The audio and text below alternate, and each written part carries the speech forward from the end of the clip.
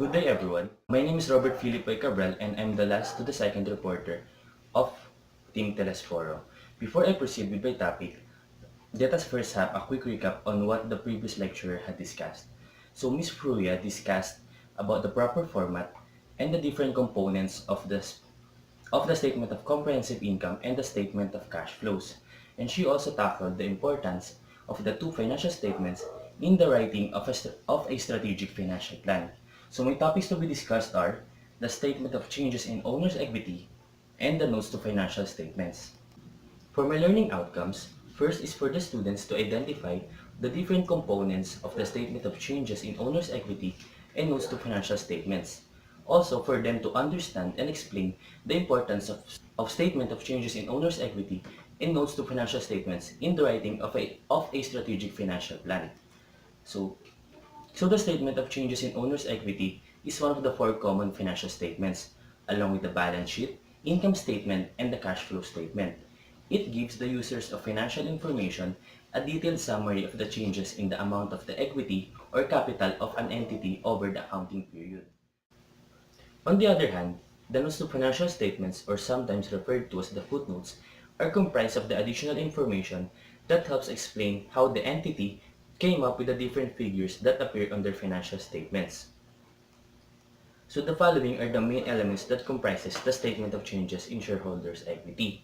First is the opening balance, then the effect of changes in accounting policies, effect of correction or of prior period error, the restated balance, the changes in share capital, then we also have the dividends, the income loss for the period that was also stated in the income statement, and the changes in revaluation reserve, the other gains or losses that were not reflected in any financial statement, and of course the ending balance of the shareholders' equity that will also be reflected in the statement of financial position. So now I have an example of a sample of the statement of changes in equity of the Power Manufacturing and Marine Works Incorporated for the year ended December 31, 2015. So here we have the balance on January 1, or the opening balance for 2015 and 2014. Then we have the capital stock that is priced at 10 par value for 2015 and 2014. Then we also have the stock dividends of 30 million for 2015 and 2 million dividends for 2015 also. Then we also have the net income for the year for 2015 and 2014. Then also we have the ending balance for December 31, 2015 and 2014.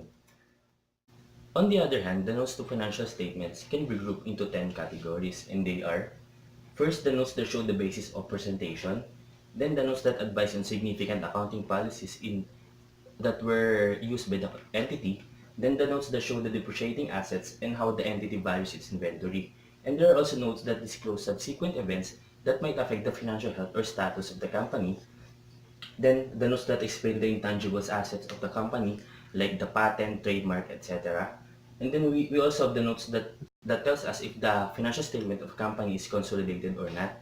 Then the notes about employee benefits, the notes that reveal contingencies, and last but not the least are the notes that reports the debt of the company. So here I also have an example of the notes of financial statements of Power Manufacturing and Marine Works Incorporated for the year 2015. So first, it is titled The General Information and Status of Operations. And in here we can see the date of incorporation and registration of the PMM Works Incorporated, their main purposes, the registered office address, and of course the authorization for the issuance of financial statements. In a nutshell, the different components of the statements of changes in owner's equity and notes of financial statements contain and reveal significant information that the proponents can use to have a deeper analysis and understanding on the entity's current financial position. The statement of changes in owner's equity gives us the possible causes of the changes in the amount of the entity's capital, on which the proponents can study further to know more about the company's or the entity's policies on equity financing or dividend payments.